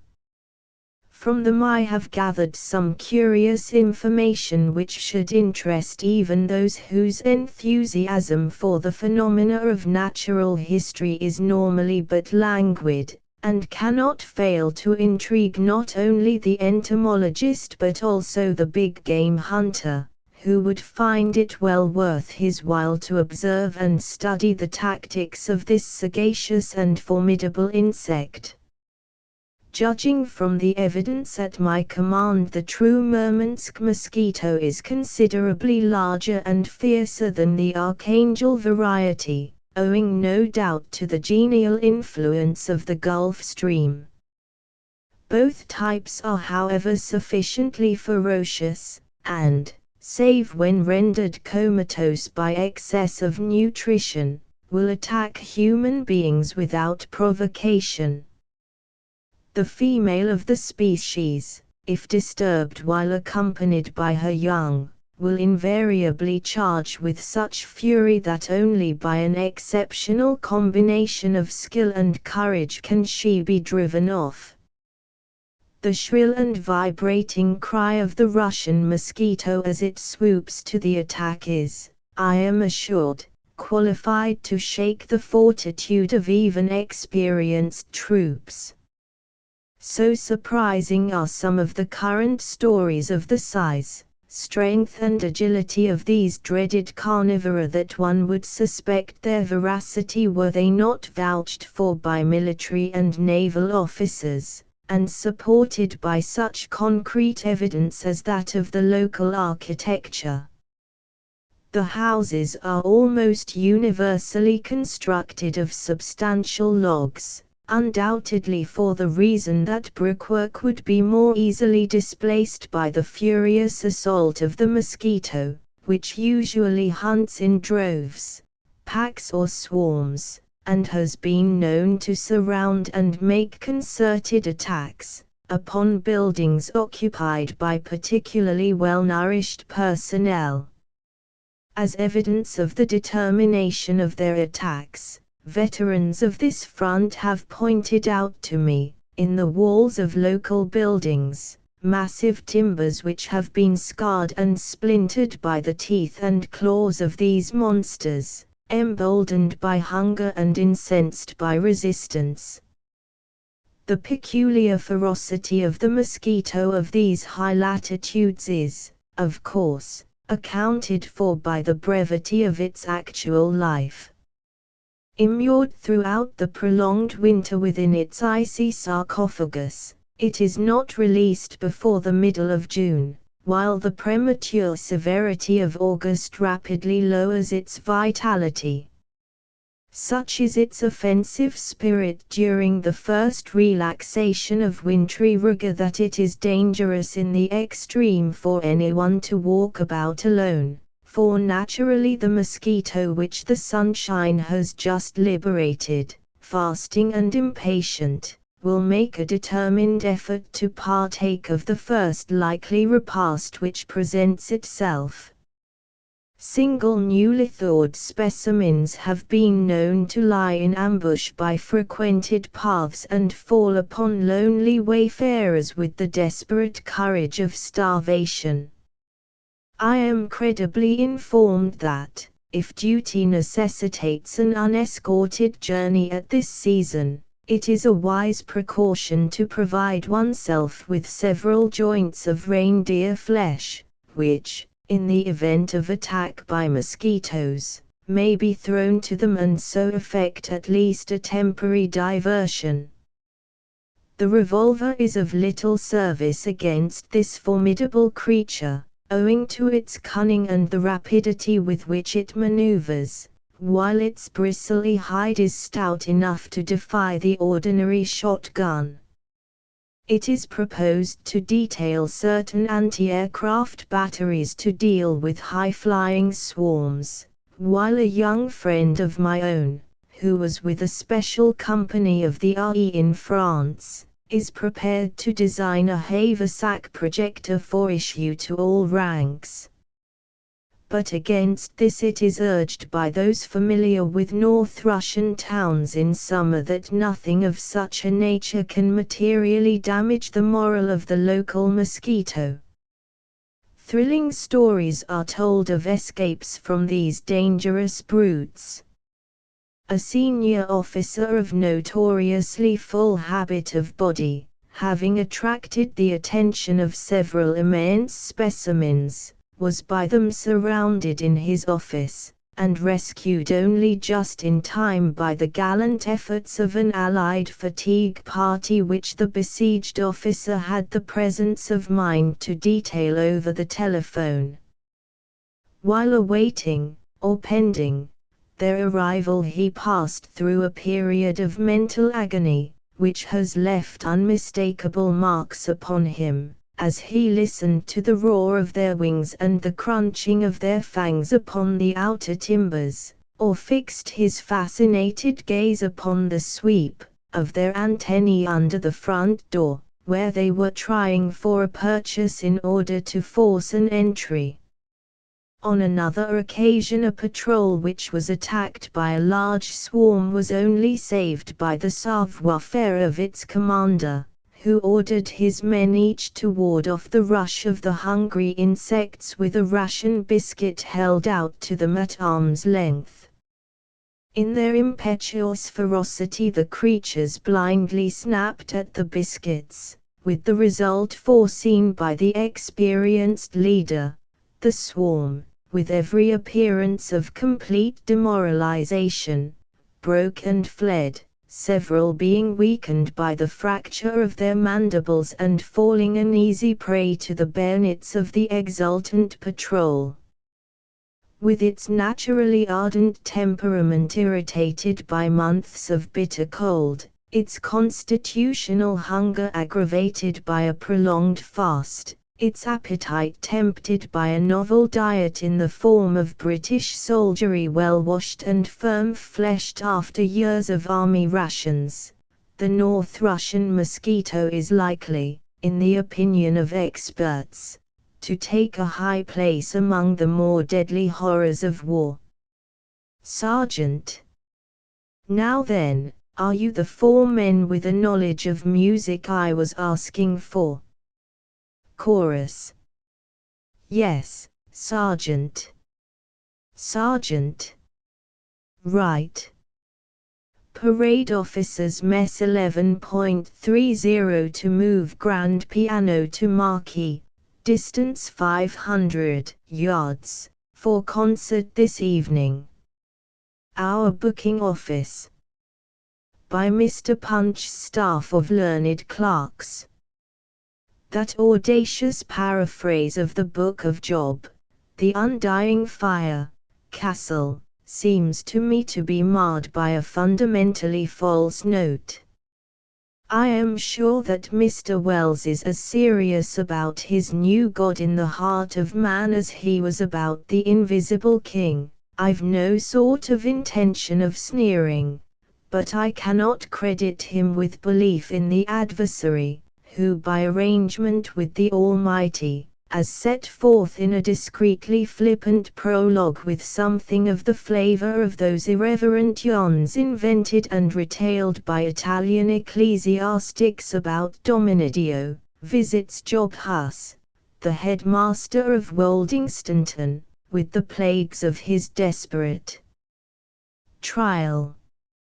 However, I take it that the author was anxious that his parody should be as complete in form as possible, and, being rather impressed by the insouciance, not to say insolence, of the Satan of the original, seized his chance of bizarre characterization and celestial badinage and let consistency go hang for the time. Certainly the theological disquisitions of Mr. Wells are remarkable not for their formal logic, but for their provocative quality and the very real eloquence of detached passages of the rambling argument. In particular, taking up again the thread of Joan and Peter, he gives such a survey of the scope and glories of a new education that is to salve the world's wounds as would move the heart of a jellyfish. Mr. Wells has his own methods of justifying the ways of God to man. He may be discursive, impatient, rash, perhaps a little shallow, but he has an undying fire of his own. He is certainly not dull. And therefore orthodox divines and pedagogues may perhaps have a real grievance against him. But I can't imagine any serious-minded man in a serious time reading this book and not getting hope and courage from it. Victory Over Blindness, Hodder and Stutton, is a book whose title gives you at once the key to its contents and to the spirit that animates them. It is the record by Sir Arthur Pearson of one of the most finely successful enterprises that the war has called forth. Everyone today has at least a vague idea of the work carried on at St. Dunstan's, the biggest individual business Sir Arthur terms it, that I have ever conducted. A study of these pages will transform that vague idea into wonder and admiration. Big the business might well be called, since it is nothing less than the bringing back, almost to normal life, of men apparently condemned to an existence of helpless inactivity and dependence. Few things will strike you more forcibly in this book than its practical common sense. That and an unsentimental optimism seem to be the dominant notes of all Sir Arthur's effort. Without doubt the success of this has been beyond measure helped by the fact that the originator was himself a sharer in the adversity that it was designed to lessen. 2 chapters especially in the book, called Learning to be Blind, a brief manual of practical suggestions by one whom experience has rendered expert, supply a clue to the difference between the work at St. Dunstan's and the best-intentioned efforts of outside sympathy. Victory over blindness is a proud and rewarding motto. This little volume will show how thoroughly it has been earned. I fancy that Miss Joan Thomson had some design of symbolism in the choice of a name for her heroine, Mary England, Methuen. The publishers indeed consider that she might be called Every Woman So Typical Is She of Her Sex, and so like to the emotional careers of so many English girls is her own. Perhaps, on the other hand, without disparagement to the skill of Miss Thomson's portraiture, I should have expected the typical maiden of Mary's class to show greater initiative. Many things nearly happened to Mary. Practically nothing in her life was fashioned by her own intent. Of the 2 men who might have made her happy, one didn't propose at all, and one did it in the wrong fashion. Other 2, who seemed possibly menacing, both drifted away with their evil purpose, if any, unfulfilled. I am wrong, though, in recalling Mary as invariably passive. She was once roused to the action of destroying the manuscript of a novel, in which the writer, the man who didn't propose, had too faithfully revealed his perception of herself. But though, as a reviewer, I may applaud this achievement on general grounds, it provided no kind of solution for the problem of her existence. This was left to be settled, very much offhand, by a detached iceberg, which sank the ship in which Mary was emigrating. I thought that iceberg rather an evasion on the part of Miss Thomson. Perhaps, however, all this effect of drift is part of a subtle intention.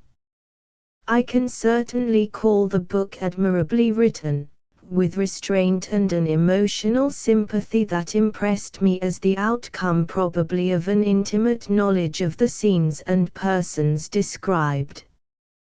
Whether her lethargy is typical or not, as a study Mary England will hold you at least sufficiently curious to deplore its arbitrary end. Sir Harry Johnston has written a book which I find it difficult to define. His publishers and Mr. H. G. Wells call it a novel, but bits of a biography and an autobiography and an African explorer's account of his travels have all somehow squeezed themselves into it, and for readers whose birthdays began before the last quarter of the 19th century, the gay Dommies, Chatto and Windus, will best justify itself as a chronique scandaleuse.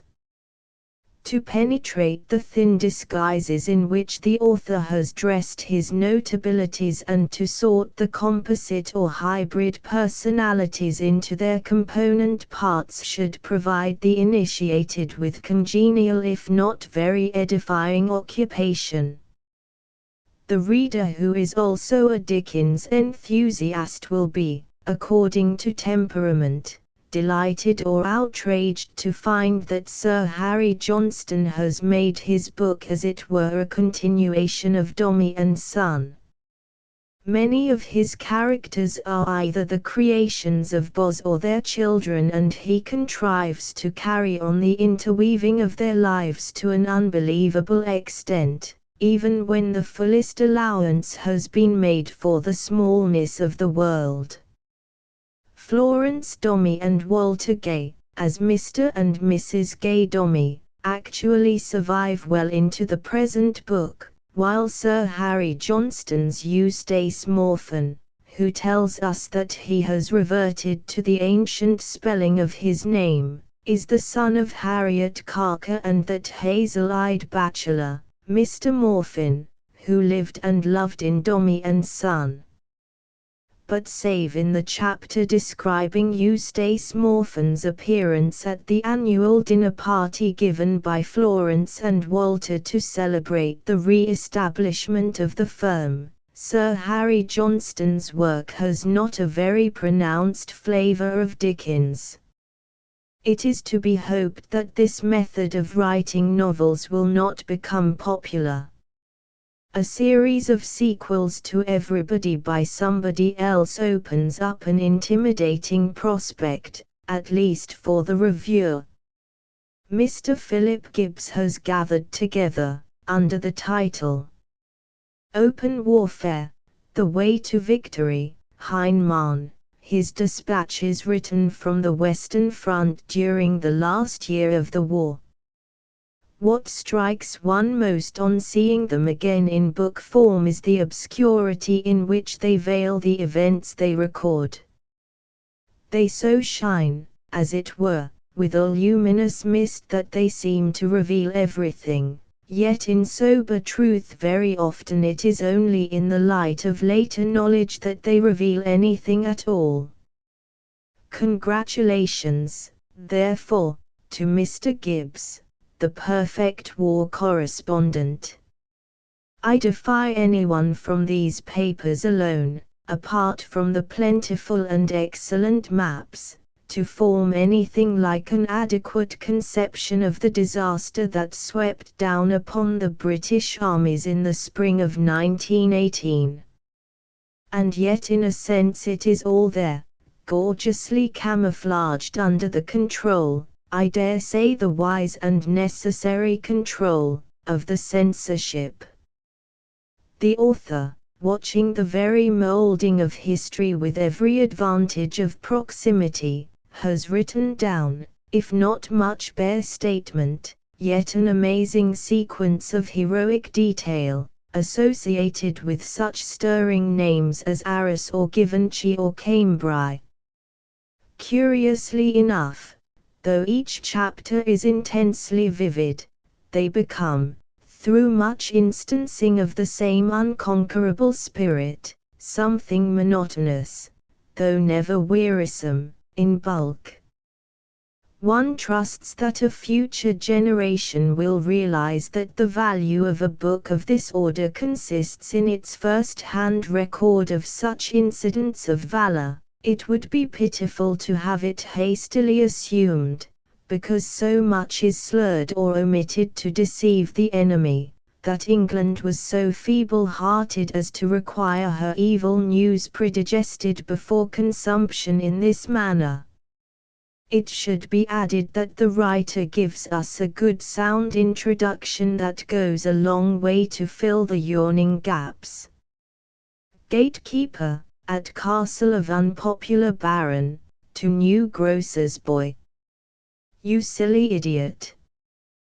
Why don't you go round to the tradesman's gate?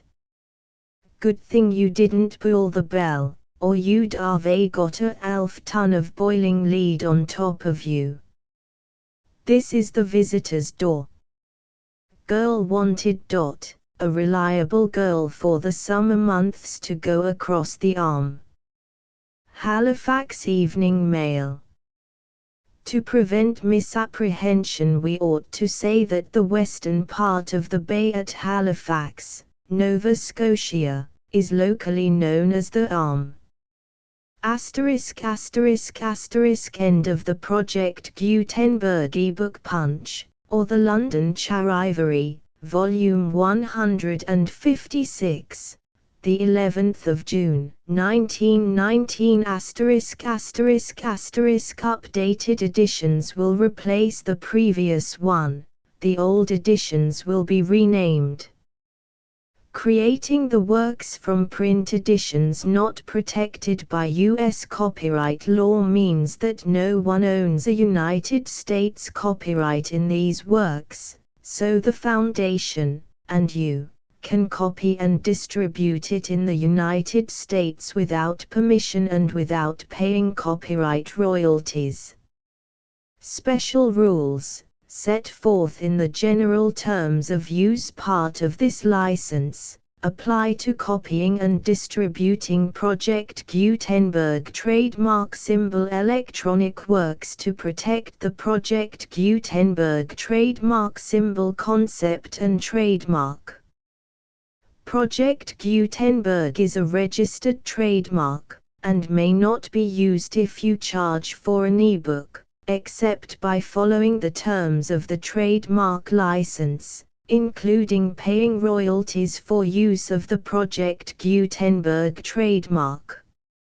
If you do not charge anything for copies of this ebook, complying with the trademark license is very easy. You may use this ebook for nearly any purpose such as creation of derivative works, reports, performances and research. Project Gutenberg ebooks may be modified and printed and given away. You may do practically anything in the United States with ebooks not protected by U.S. copyright law. Redistribution is subject to the trademark license, especially commercial redistribution. Start. Full license. The full Project Gutenberg license. Please read this before you distribute or use this work to protect the Project Gutenberg trademark symbol mission of promoting the free distribution of electronic works. By using or distributing this work, or any other work associated in any way with the phrase Project Gutenberg, you agree to comply with all the terms of the full Project Gutenberg trademark symbol license available with this file or online at www.gutenberg.org/license. Section 1. General Terms of Use and Redistributing Project Gutenberg Trademark Symbol Electronic Works 1.0. By reading or using any part of this Project Gutenberg trademark symbol electronic work, you indicate that you have read, understand, agree to and accept all the terms of this license and intellectual property, trademark/copyright, agreement. If you do not agree to abide by all the terms of this agreement, you must cease using and return or destroy all copies of Project Gutenberg trademark symbol electronic works in your possession. If you paid a fee for obtaining a copy of or access to a Project Gutenberg trademark symbol electronic work and you do not agree to be bound by the terms of this agreement, you may obtain a refund from the person or entity to whom you paid the fee as set forth in paragraph 1.e.8. 1.b Project Gutenberg is a registered trademark. It may only be used on or associated in any way with an electronic work by people who agree to be bound by the terms of this agreement. There are a few things that you can do with most Project Gutenberg trademark symbol electronic works even without complying with the full terms of this agreement. See paragraph 1.c below. There are a lot of things you can do with Project Gutenberg trademark symbol electronic works if you follow the terms of this agreement and help preserve free future access to Project Gutenberg trademark symbol electronic works. See paragraph 1.e below. 1.c. The Project Gutenberg Literary Archive Foundation, the foundation or PGLAF, owns a compilation copyright in the collection of Project Gutenberg trademark symbol electronic works. Nearly all the individual works in the collection are in the public domain in the United States. If an individual work is unprotected by copyright law in the United States and you are located in the United States, we do not claim a right to prevent you from copying, distributing, performing, displaying or creating derivative works based on the work as long as all references to Project Gutenberg are removed. Of course, we hope that you will support the Project Gutenberg trademark symbol mission of promoting free access to electronic works by freely sharing Project Gutenberg trademark symbol works in compliance with the terms of this agreement for keeping the Project Gutenberg trademark symbol name associated with the work. You can easily comply with the terms of this agreement by keeping this work in the same format with its attached full Project Gutenberg trademark symbol license when you share it without charge with others. 1.d. The copyright laws of the place where you are located also govern what you can do with this work. Copyright laws in most countries are in a constant state of change. If you are outside the United States, check the laws of your country in addition to the terms of this agreement before downloading, copying, displaying, performing, distributing or creating derivative works based on this work or any other Project Gutenberg trademark symbol work. The Foundation makes no representations concerning the copyright status of any work in any country other than the United States.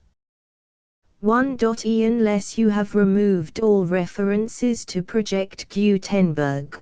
1.e.1. The following sentence, with active links to, or other immediate access to, the full Project Gutenberg trademark symbol license must appear prominently whenever any copy of a Project Gutenberg trademark symbol work, any work on which the phrase Project Gutenberg appears, or with which the phrase Project Gutenberg is associated, is accessed, displayed, performed, viewed, copied or distributed. This ebook is for the use of anyone anywhere in the United States and most other parts of the world at no cost and with almost no restrictions whatsoever. You may copy it, give it away or reuse it under the terms of the Project Gutenberg license included with this ebook or online at www.gutenberg.org. If you are not located in the United States, you will have to check the laws of the country where you are located before using this ebook. 1.e.2. If an individual Project Gutenberg trademark symbol electronic work is derived from texts not protected by U.S. copyright law, does not contain a notice indicating that it is posted with permission of the copyright holder, the work can be copied and distributed to anyone in the United States without paying any fees or charges. If you are redistributing or providing access to a work with the phrase Project Gutenberg associated with or appearing on the work, You must comply either with the requirements of paragraphs 1.e.1 through 1.e.7 or obtain permission for the use of the work and the Project Gutenberg trademark symbol trademark as set forth in paragraphs 1.e.8 or 1.e.9. 1.e.3. If an individual Project Gutenberg trademark symbol electronic work is posted with the permission of the copyright holder, your use and distribution must comply with both paragraphs 1.e.1 through 1.e.7 and any additional terms imposed by the copyright holder. Additional terms will be linked to the Project Gutenberg trademark symbol license for all works posted with the permission of the copyright holder found at the beginning of this work. 1.e.4. Do not unlink or detach or remove the full Project Gutenberg trademark symbol license terms from this work, or any files containing a part of this work or any other work associated with Project Gutenberg trademark symbol. 1.e.5.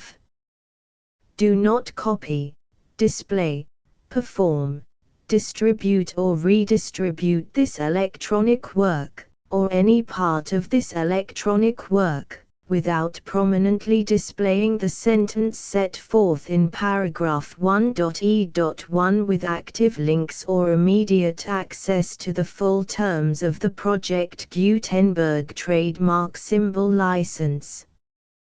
1.e.6. You may convert to and distribute this work in any binary, compressed, marked up, non-proprietary or proprietary form, including any word processing or hypertext form. However, if you provide access to or distribute copies of a Project Gutenberg trademark symbol work in a format other than plain vanilla ASCII or other format used in the official version posted on the official Project Gutenberg trademark symbol website, www.gutenberg.org, you must, at no additional cost, fee or expense to the user, provide a copy, a means of exporting a copy, or a means of obtaining a copy upon request, of the work in its original plain vanilla ASCII or other form. Any alternate format must include the full Project Gutenberg trademark symbol license as specified in paragraph 1.e.1. 1.e.7. Do not charge a fee for access to, viewing, displaying, performing, copying or distributing any Project Gutenberg trademark symbol works unless you comply with paragraph 1.e.8 or 1.e.9. 1.e.8. You may charge a reasonable fee for copies of or providing access to or distributing Project Gutenberg trademark symbol electronic works provided that you pay a royalty fee of 20% of the gross profits you derive from the use of Project Gutenberg trademark symbol works calculated using the method you already use to calculate your applicable taxes. The fee is owed to the owner of the Project Gutenberg trademark symbol trademark, but he has agreed to donate royalties under this paragraph to the Project Gutenberg Literary Archive Foundation. Royalty payments must be paid within 60 days following each date on which you prepare, or are legally required to prepare, your periodic tax returns. Royalty payments should be clearly marked as such and sent to the Project Gutenberg Literary Archive Foundation at the address specified in Section 4, Information about donations to the Project Gutenberg Literary Archive Foundation. You provide a full refund of any money paid by a user who notifies you in writing, or by email, within 30 days of receipt that he does not agree to the terms of the full Project Gutenberg trademark symbol license. You must require such a user to return or destroy all copies of the works possessed in a physical medium and discontinue all use of and all access to other copies of Project Gutenberg trademark symbol works. You provide, in accordance with paragraph 1.f.3, a full refund of any money paid for a work or a replacement copy, if a defect in the electronic work is discovered and reported to you within 90 days of receipt of the work. You comply with all other terms of this agreement for free distribution of Project Gutenberg trademark symbol works. 1.e.9. If you wish to charge a fee or distribute a Project Gutenberg trademark symbol electronic work or group of works on different terms than are set forth in this agreement, you must obtain permission in writing from the Project Gutenberg Literary Archive Foundation, the manager of the Project Gutenberg trademark symbol trademark. Contact the Foundation as set forth in Section 3 below. 1.f1.f.1 Project Gutenberg volunteers and employees expend considerable effort to identify, do copyright research on, transcribe and proofread works not protected by U.S. copyright law in creating the Project Gutenberg trademark symbol collection. Despite these efforts, Project Gutenberg trademark symbol electronic works, and the medium on which they may be stored, may contain defects such as, but not limited to, incomplete, inaccurate or corrupt data, transcription errors, a copyright or other intellectual property infringement, a defective or damaged disk or other medium, a computer virus, or computer codes that damage or cannot be read by your equipment. 1.f.2 Limited warranty, disclaimer of damages, except for the right of replacement or refund described in paragraph 1.f.3, the Project Gutenberg Literary Archive Foundation, the owner of the Project Gutenberg trademark symbol trademark, and any other party distributing a Project Gutenberg trademark symbol electronic work under this agreement, disclaim all liability to you for damages, costs and expenses, including legal fees. You agree that you have no remedies for negligence, strict liability, breach of warranty or breach of contract except those provided in paragraph 1.f.3. You agree that the Foundation, the trademark owner, and any distributor under this agreement will not be liable to you for actual, direct, indirect, consequential, punitive or incidental damages even if you give notice of the possibility of such damage. 1.f.3 Limited right of replacement or refund. If you discover a defect in this electronic work within 90 days of receiving it, you can receive a refund of the money, if any, you paid for it by sending a written explanation to the person you received the work from.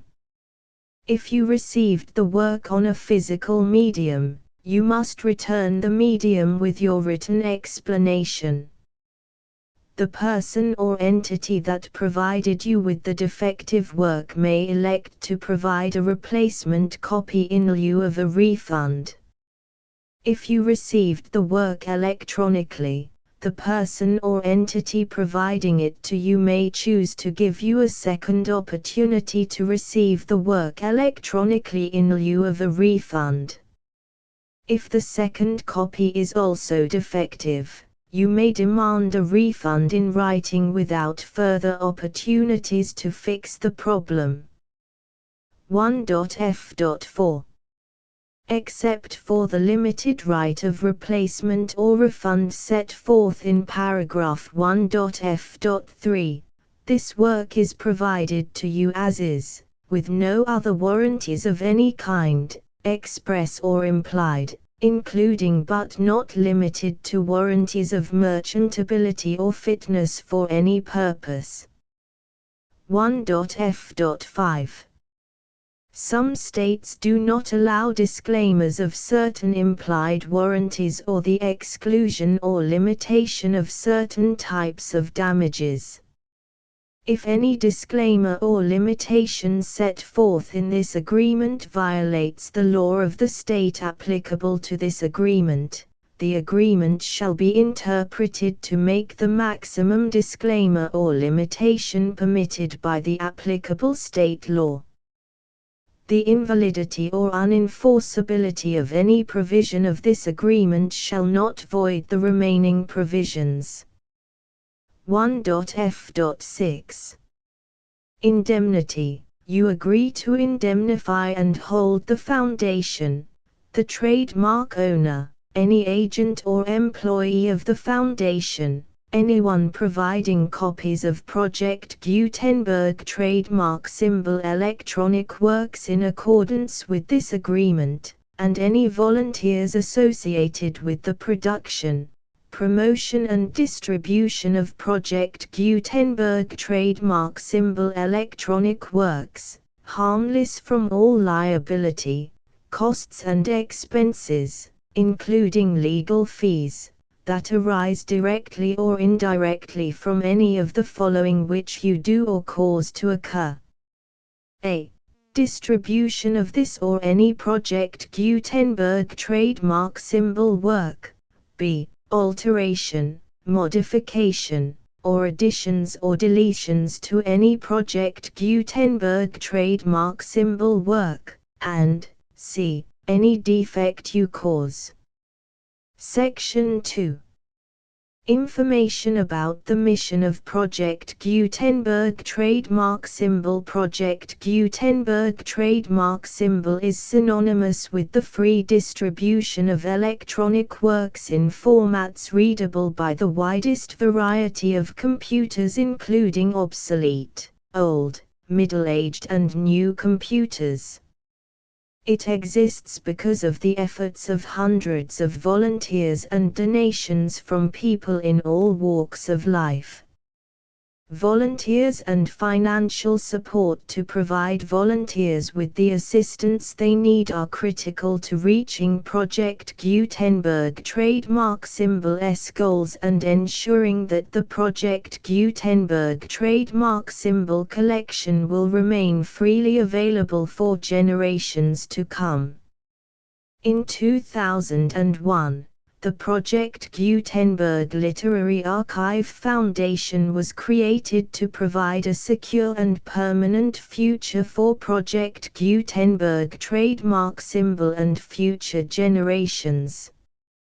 To learn more about the Project Gutenberg Literary Archive Foundation and how your efforts and donations can help, see sections 3 and 4 and the Foundation information page at www.gutenberg.org. Section 3. Information about the Project Gutenberg Literary Archive Foundation. The Project Gutenberg Literary Archive Foundation is a non-profit 501(c)(3) educational corporation organized under the laws of the state of Mississippi and granted tax-exempt status by the Internal Revenue Service. The Foundation's IN or Federal Tax Identification Number is 64-6221541. Contributions to the Project Gutenberg Literary Archive Foundation are tax-deductible to the full extent permitted by U.S. federal laws and your state's laws. The Foundation's business office is located at 809 North 1500 West, Salt Lake City, UT 84116. 801-596-1887. Email contact links and up-to-date contact information can be found at the Foundation's website and official page at www.gutenberg.org/contact section 4. Information about donations to the Project Gutenberg Literary Archive Foundation. Project Gutenberg trademark symbol depends upon and cannot survive without widespread public support and donations to carry out its mission of increasing the number of public domain and licensed works that can be freely distributed in machine-readable form accessible by the widest array of equipment including outdated equipment. Many small donations, $1 to $5,000, are particularly important to maintaining tax-exempt status with the IRS. The Foundation is committed to complying with the laws regulating charities and charitable donations in all 50 states of the United States. Compliance requirements are not uniform and it takes a considerable effort, much paperwork and many fees to meet and keep up with these requirements. We do not solicit donations in locations where we have not received written confirmation of compliance. To send donations or determine the status of compliance for any particular state, visit www.gutenberg.org/donate. While we cannot and do not solicit contributions from states where we have not met the solicitation requirements, we know of no prohibition against accepting unsolicited donations from donors in such states who approach us with offers to donate. International donations are gratefully accepted, but we cannot make any statements concerning tax treatment of donations received from outside the United States. U.S. laws alone swamp our small staff. Please check the Project Gutenberg web pages for current donation methods and addresses. Donations are accepted in a number of other ways including checks, online payments and credit card donations.